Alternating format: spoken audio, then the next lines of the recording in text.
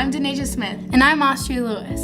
We're here today to celebrate Native American Heritage Month. We want to honor the Native people, their history, and their languages and cultures. This is an important month for us because we both identify as Native American. And we're both from the Ojibwe tribe, and my tribe actually comes from Red Lake, Minnesota. Here at North and at schools around the country, we end each week with the Pledge of Allegiance. In Canada, our neighbor to the north, students hear something different. They hear their school principal talk about the land their school is built on and about the people who once lived on this land. It's something you'll hear at schools all across Canada and at conferences and other gatherings too. They call it a Territorial Acknowledgement. It's one way Canadians try to repair the harm that has been done to the first people who once lived on the land, but who were forced to move when European settlers arrived with new ideas about land and ownership. Many Native American people died. Many were forced to change the language they spoke, the way they worshipped, dressed, and the stories they passed on to their children. Native American, American Indian, Indigenous, First People. There are many names we use to talk about the original people who lived in the Americas before the 1600s. Some people forget that the Native Americans who once lived here still live here. We aren't a lost part of our story. Our language, culture, and stories are still so important to our community and our country.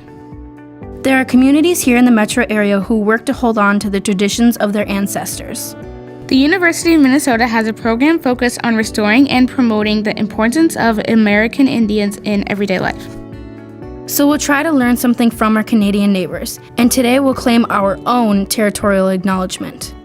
As we begin today, we acknowledge the history, spirituality, culture, and stewardship of the land of the Indigenous people of this region. We seek to live in respect, peace, and right relations with them as we live, work, and worship upon their traditional territory. We are mindful of broken covenants and the need to strive to make right with all our relations. The name of our state, Minnesota, comes from Minnesota Makose, which means land where the water reflects the clouds. The name of the city where our school sits, Minnetonka, comes from the words Minnetonka, which is Dakota for great water. Lake Minnetonka was a sacred place for the Dakota people going back 11,000 years. There are many burial mounds around the lake, some of the most anywhere in Minnesota. It wasn't until 1852 that white settlers located in the area. Before that, the tribes were able to keep this sacred site hidden. Minnesota and Minnetonka are two of the names that we still use and remember. There are still many place names in Minnesota that go back to the first people who lived there. But there are many that have been changed too. One of those, Lake Calhoun, has recently had a new name added to the signs around the lake, one that goes back to its original Dakota name, Bidaymacaska. It looks like it would be hard to say, but it's actually pretty easy. Biday means lake. Makaska means white earth. Bidaymacaska. Native American historians and activists Carly Badhart Bull and Kate Bean say that removing the name Calhoun from the lake and restoring its Dakota name, Bidaymacaska, is one way to begin telling this part of our whole history. This name reclamation acknowledges and pays respect to many of the people who continue to live here today. We have seen firsthand how this name has united our communities and helped people from all backgrounds feel more welcome and connected to this place. Remembering the names, language, and people who lived in a place is a way to say that we honor their story and their history. In the same way, we want to hear and honor the story of your names. Just like place names, our own names tell something about our family, our culture, and who we are. You might have a name that sounds different when it's pronounced by someone at home, a name that comes from languages and cultures that are a part of your family story.